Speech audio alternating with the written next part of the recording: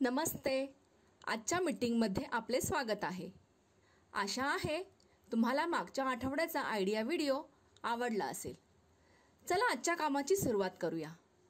मागच्या आठवड्यातील चित्रात नैसर्गिक रंग भरणे आणि अंकलेखनची वर्कशीट तसेच फळे आणि भाज्या वापरून रंग बनवण्याचा व्हिडिओ याबद्दल तुमचे अनुभव नक्की सांगा. आता सोबत आणलेले वर्कशीट हातात पकडून फोटो काढूया. तोपर्यंत हा व्हिडिओ इथेच थांबवून ठेवू.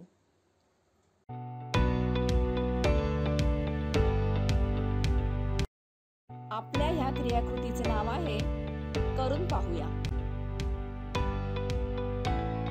सर्व मातांनी गोलात बसावे.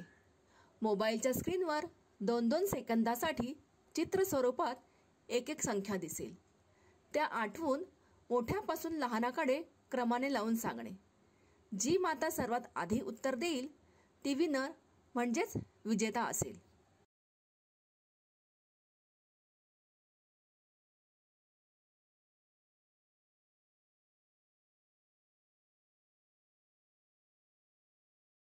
तोपर्यंत हा व्हिडिओ इथेच थांबवून ठेवूया.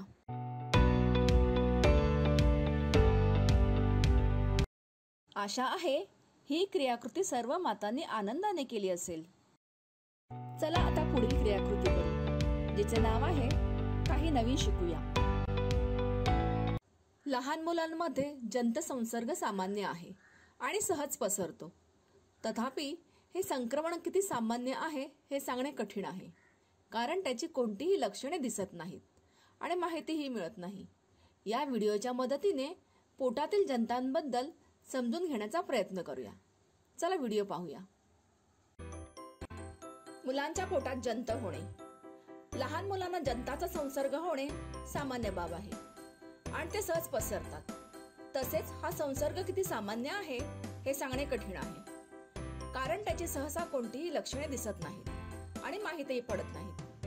प्रत्येक 5 व्यक्तींपैकी एका व्यक्तीला जंताचा संसर्ग होत असतो आणि तो लहान मुलांमध्ये अधिक सामान्य असल्याचे मानले जाते.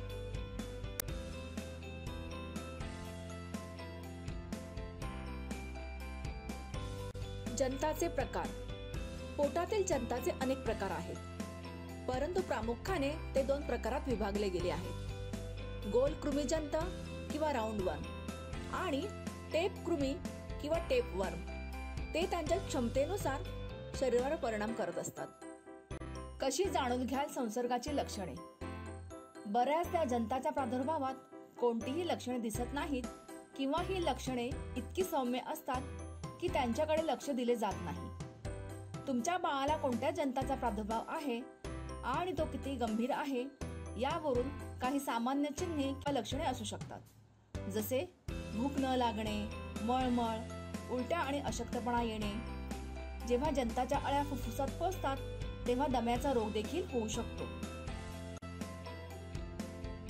जंताचा संसर्ग शोधण्यासाठी कोणत्या चाचण्या केल्या जातात.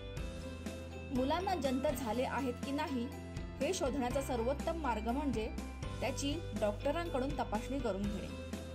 बाळामध्ये कृमीचा प्रादुर्भाव तपासण्यासाठी डॉक्टर खालीलपैकी एक चाचणी करण्यास सांगू शकतात, जसे मल तपासणी, स्टिकी टेप चाचणी, बोटांच्या नखांची तपासणी, कॉटन बड स्वाब, अल्ट्रासाउंड चाचणी.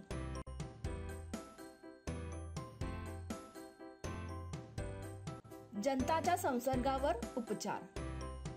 जवळजवळ सर्व जंत संसर्गाचा उपचार तोंडावाटे घेतलेल्या औषधाने केला जाऊ शकतो. तुमच्या मुलाला कोणत्या प्रकारचा संसर्ग झाला आहे त्यानुसार डॉक्टर औषधे किंवा जंतनाशक उपचार डिवर्मिंग सुरू करू शकतात. जंताच्या संसर्गापासून सुरक्षा. सांगितलेल्या सूचनांचा अवलंब करून तुम्ही बाळाला जंताच्या प्रादुर्भावापासून सुरक्षित ठेवू शकता. हे नेहमी लक्षात ठेवा की मुले स्वच्छ आणि कोरड्या जागी खेळतील. तुमच्या मुलाला चिखल, डबके, तलाव किंवा धरणाजवळील बांध या ठिकाणी खेळू देऊ नका. शौचाला जाऊन आल्यानंतर हात चांगले धुवा. तुमचे मूल मोठे असल्यास प्रत्येक वेळी शौचाला जाऊन आल्यानंतर त्यांना हात धुण्यास शिकवा. बाळाची नखे लहान आणि स्वच्छ ठेवा. जंताची अंडी लांब नखांमध्ये अडकून पूर्ण घरात पसरू शकतात. फळे आणि भाज्या स्वच्छ पाण्यात नीट धुवा. हिरवा पालेभाज्या धुताना विशेष काळजी घ्या, कारण त्यात माती आणि धूळ असू शकते. नेहमी स्वच्छ पाणी प्या. आपण पाणी उकळून किंवा फिल्टर करून पिऊ शकता.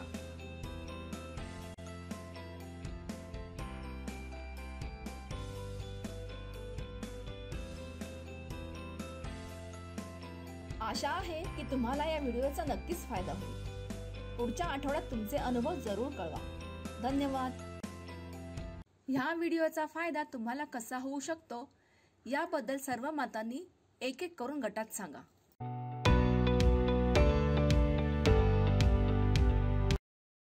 चला आता पुढील क्रियाकृती करू, जिचे नाव आहे घरी जाऊन मुलांकडून करून घेऊया. चित्रात दाखवल्याप्रमाणे कागदावर चित्र काढा. सांगितल्याप्रमाणे मुलांना पॅटर्न पूर्ण करण्यास आणि रंग भरण्यास सांगा. मुलांना ही वर्कशीट सोडवण्यात आनंद वाटला का? हा अनुभव आमच्याबरोबर नक्की शेअर करा. आजच्या क्रियाकृती इथेच संपत आहेत. अशाच नवीन माहिती आणि क्रियाकृतींसह पुढच्या आठवड्यात पुन्हा भेटू. तोपर्यंत स्वतःची आणि मुलांची काळजी घ्या. धन्यवाद.